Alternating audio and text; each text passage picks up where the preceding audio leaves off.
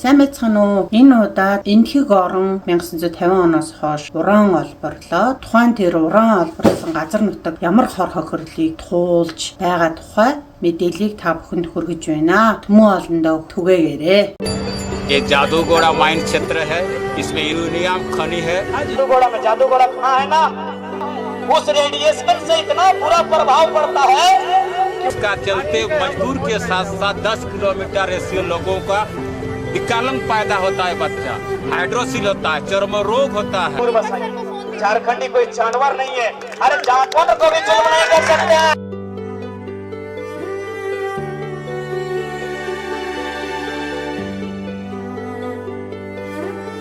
जाने से खेत जल जाता है, इसीलिए लड़ाई हम लोग लड़ रहे हैं आज तक विस्थापन के लिए, रेडियो निकॉन के लिए, टेलिंग पाउंड के लिए। उस इंसान को बचाना चाहिए। देश कैसे बचेगा? इंसान नहीं बचेगा, यही लड़ाई मेरा। जोहार दोस्तों, स्वागत है आपका फिर से हमारे channel the trails of Jharkhand में। तो आज हम बात करने जा रहे हैं दिल दहला देने वाली सच्चाई के बारे में। झारखंड के एक ऐसे क्षेत्र की जो काफ़ी चर्चा में है, लेकिन वहाँ के लोग सिर्फ लाचारी और बेबसी से मर रहे हैं और इस बेबसी को यहाँ के लोग लगभग 50 सालों से सहते आ रहे हैं। जी हाँ, हम बात करने जा रहे हैं जादूगोड़ा की, जहाँ से सरकार ने अरबों रुपए कमाए, पर जादूगोड़ा के लोगों को क्या मिला? गरीबी और सिर्फ बीमारी। जादूगोड़ा हमारे देश को तो बहुत कुछ दे रहा है, पर एक शर्त पे। वो शर्त है उनकी ज़िंदगी। जादूगोड़ा के लोगों ने अपने परिवार वालों को खोया, अपनी ज़िंदगी अपने सामने बर्बाद होते हुए देखा। तो चलिए आज जानते हैं जादूगोड़ा के लोगों की दर्द और बेबसी से भरी कहानी को। झारखंड के जादूगोड़ा में एक जगह है जिसे कहा जाता है यूरेनियम का ग्रेवयार्ड, यानी यूरेनियम का कब्रिस्तान। तो 1950 के दौरान जादूगोड़ा को uranium corporation of India limited ने अपना मेन यूरेनियम माइनिंग हब बनाया था। तब से लेकर आज तक यहाँ यूरेनियम का खुदाई का काम हो रहा है। पर ये खुदाई सिर्फ न्यूक्लियर रिएक्टर्स के लिए फ्यूल ही नहीं, यहाँ के लोगों के लिए एक जहर भी छोड़ गई है।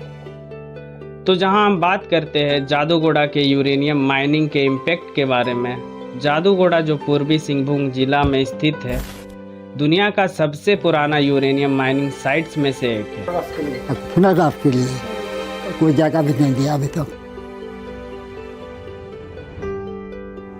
जो लोग यहाँ पे शुरू से रहते आए हैं, यूरेनियम माइनिंग के बाद से उन्होंने अपनी ज़मीनें खो दी और साथ ही साथ अपना हेल्थ भी। बहुत सारे लोग बीमारियों के शिकार हो गए हैं। बच्चे जन्म से ही डिफॉर्मिटी के साथ पैदा हो रहे हैं। तो दोस्तों चलिए सुनते हैं वहाँ रहने वाले लोगों की कहानी उन्हीं की जुबान में। सामने है, यहाँ टेलिंग्स पॉइंट भी है और हम पहले काम भी कर चुके हैं। हमें तो खुद हम अपने आप में एहसास हो रहा, कहीं हमने उस रेडिएशन इलाका क्षेत्र में काम करके तो इस तरह के बच्चे ना। हम लोग देश के लिए मर रहे हैं, अब बड़े अफसर लोग पहुँच गए। जाता है वर्षा का टाइम, कहाँ घर बनाएगा? धोबुनी बोला था पुनर्वास के लिए कोई जगह भी नहीं दिया अभी तक। तो दोस्तों यूरेनियम माइनिंग का टॉक्सिक वेस्ट यानी रेडियो एक्टिव टेलिंग्स जो कि माइनिंग के बाद बच जाता है, वो सीधे नदियों और खेत में गिरता है। इसका असर यहाँ पे पानी और मिट्टी पर दिख रहा है। क्योटो यूनिवर्सिटी जापान के रिसर्च के अनुसार हर साल 1 मिलीस्वर्ट से ज़्यादा रेडिएशन निकलता है, पर जो टेलिंग पॉइंट्स होते हैं वहाँ पर 10 मिलीस्वर्ट से ज़्यादा रेडिएशन होता है और रिसर्च के अनुसार 50 से 100 मिलीस्वर्ट से कैंसर का खतरा होता है और कई सारी प्रॉब्लम्स होती है, जैसे सेंट्रल नर्वस सिस्टम डैमेज हो सकता है और WBC यानी वाइट ब्लड सेल्स अफेक्ट होते हैं, जिसके कारण यहाँ की महिलाओं में मिस कैरेजेस और समय से पहले इमेच्योर बेबीज़ का जन्म होता है। लेकिन UCIL का कहना है कि उन्होंने वार्निंग साइंस लगाया है, लेकिन कुछ रिपोर्ट्स के अकॉर्डिंग कई जगह वहाँ पर ऐसे है जहाँ कोई वार्निंग साइंस नहीं है। लेकिन वार्निंग साइन लगाने का कोई फ़ायदा ही नहीं था। वहाँ के रहने वाले आदिवासियों को ज़्यादातर पता ही नहीं था, इससे उनके जनरेशन सफ़र करेंगे। वहाँ के रहने वाले लोग ज़्यादातर यूरेनियम माइंस में काम करते हैं, जिसका एक मेन कारण है बेरोजगारी, और वहाँ काम करने वाले लोगों को कोई खास प्रोटेक्शन भी नहीं दिया जाता था, जिस कारण वे रेडिएशन के डायरेक्ट कांटेक्ट में आने लगे और काम के बाद वे घर जाते थे। उनके घर वाले उनके कपड़े धोते, जिस कारण सारे परिवार वाले रेडिएशन के चपेट में आने लगे और वहाँ के बहुत लोग रेडिएशन के चपेट में आ गए। ये सिर्फ एक हेल्थ क्राइसिस नहीं है, बल्कि एक इन्वायरमेंटल डिजास्टर भी है। रेडिएशन के कारण यहाँ की मिट्टी और पानी इतने खराब हो गए हैं कि लोग खेती भी ठीक से नहीं कर पाते। अगर कर भी लेते हैं, वहाँ उगाए जाने वाली क्रॉप से भी रेडिएशन उनके शरीर में प्रवेश कर लेती है। कुछ लोगों का कहना है कि जब 1997 में UCIL ने उनसे उनका ज़मीन खरीदा था, तब वहाँ के लोगों को दूसरे जगह पर बसाने का बात किया गया था। लेकिन आज भी सैकड़ों परिवार टेलिंग पॉन्ड्स के पास रहा करते हैं। जादूगोड़ा के लोग बरसों से अपनी आवाज़ उठा रहे हैं, लेकिन उनकी आवाज़ को कभी सही तरीके से सुना ही नहीं गया। आज भी लोग इंसाफ की मांग कर रहे हैं, पर क्या उन्हें कभी इंसाफ मिल पाएगा? यूरेनियम माइनिंग से एनर्जी का प्रोडक्शन तो हो रहा है, पर इसका कॉस्ट क्या है? जादूगोड़ा के लोग जो पहले जिंदा दिल और खुशहाल ज़िंदगी जीते थे, आज अपने भविष्य को लेकर डरे हुए हैं। लेकिन क्या हमारा भारत सरकार इसके लिए कुछ कर रहा है? तो इसका कोई जवाब है ही नहीं। इसीलिए क्योंकि वहाँ पे उनको सब कुछ मिल रहा है बिना कुछ दिए, क्योंकि उन गरीब मासूम लोगों को क्या ही पता है कि इससे उनकी सिर्फ एक नहीं बल्कि कई जनरेशन अफेक्ट होने वाली है। हम सब जादूगोड़ा के लिए कुछ कर तो नहीं सकते, पर जादूगोड़ा और वहाँ के लोगों के लिए एक आवाज़ उठा सकते हैं सोशल मीडिया के ज़रिए, क्योंकि कोई भी इतने सालों से उनके लिए खड़ा नहीं हुआ।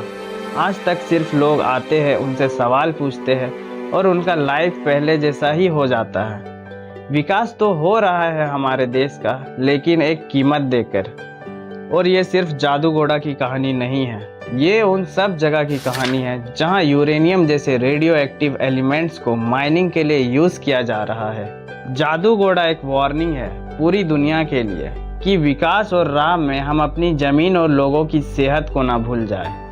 तो चलिए वीडियो को यहाँ पे एंड करते हैं। अगर आपको ये वीडियो इंफॉर्मेटिव लगी तो लाइक और शेयर ज़रूर करें, और अगर आपको जादूगोड़ा की इस कहानी के बारे में और जानना है तो नीचे कमेंट करें। चैनल को सब्सक्राइब करना ना भूलें, क्योंकि हम आपके लिए ऐसे और भी टॉपिक्स लेकर आते रहेंगे। मिलते हैं अगले वीडियो में, तब तक के लिए जय जोहार, जय झारखंड। Хэдэн монголчууд бусад оронд тохиолдсон энэ гамшиг түүхүүдийг давтаж болохгүй гэдэг ахаад нэгэн ухаарлын хэсэгхэн видеог бид нэр та бүхэндээ орчуулж тавилаа. Энэ улс үндэстэн хэдийгээр хөгжлийнхаа шатанд амрын төлөө явж байгаа ч гэсэн амгалан энэ улс энэ хэсэгхэн нутгийн иргэд идэлж чадаагүй байна. Бүгдээрээ үр хүүхэд эрүүл мэндээрээ яаж хохирсон тухай нүд халтрам зургуудыг та бүхэн үзэж шүү дээ. Бидний өвгдээд энэ амьдралыг үр хүүхэдтэй үлдээгээгүй ариун тагшин онгон сайхан байгалыг биднэрт амгалан нийгмийг үлдээсэн. Бид амрын төлөө явж хөгжил цэцэглэл гэж явж болно. Гэхдээ энэний төлөө явахдаа хэлбэр амрыг хайж биш, хүн ардынхаа амгалан тайван байдлын төлөө явах хэрэгтэй юм шүү гэдгийг бидний хідэн нөхөд энэ хэсэг видеогоор та бүхэнд үзүүлээд байгаамаа.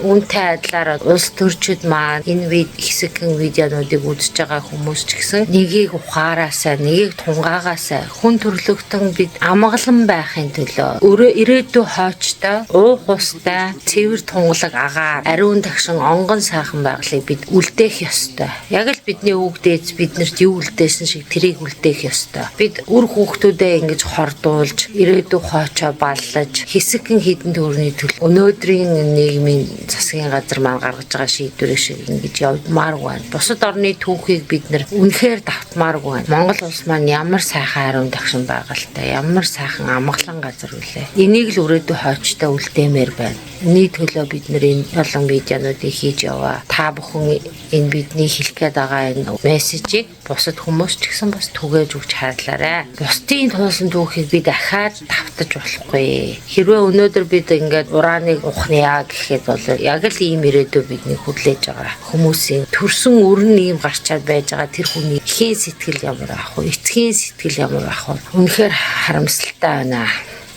Энэ түүхийг бид давтаж болохгүй.